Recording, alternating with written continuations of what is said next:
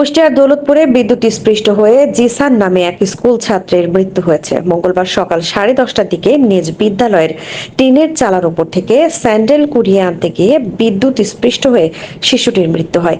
নিহত শিশু দৌলতপুর উপজেলার ফিলিপনগর ইউনিয়নের পোয়ালবাড়িয়া গ্রামের কামাল হোসেনের ছেলে। সে পোয়ালবাড়িয়া নসির উদ্দিন বিশ্বাস সরকারি প্রাথমিক বিদ্যালয়ের তৃতীয় শ্রেণীর ছাত্র।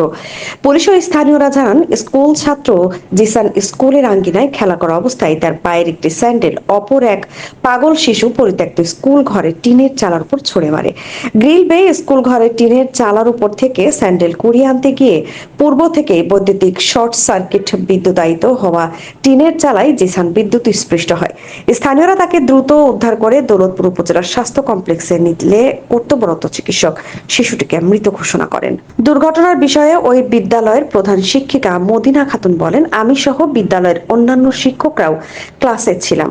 পরে বাইরে কেউ পড়ে আছে খবর পেয়ে ঘটনাস্থলে গিয়ে দেখি আমাদের বিদ্যালয়ের তৃতীয় শ্রেণীর এক শিক্ষার্থী। তাকে উদ্ধার করে হাসপাতালে পাঠানো হয়।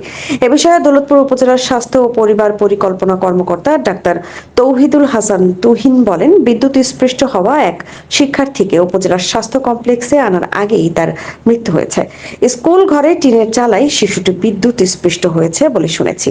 দৌলতপুর থানার ভারপ্রাপ্ত কর্মকর্তা ওসি মাহবুবুর রহমান বলেন, স্কুলের ঘরের টিনের চালা থেকে স্যান্ডেল কুড়িয়ে আনতে গিয়ে বিদ্যুৎ স্পৃষ্ট হয়ে জিসান নামের তৃতীয় শ্রেণীর এক স্কুল ছাত্রের মৃত্যু হয়েছে। স্কুল ঘরের টিনের চালা বৈদ্যুতিক শর্ট সার্কিট থেকে বিদ্যুতায়িত থাকায় এমন দুর্ঘটনাটি ঘটেছে বলে তিনি উল্লেখ করেন।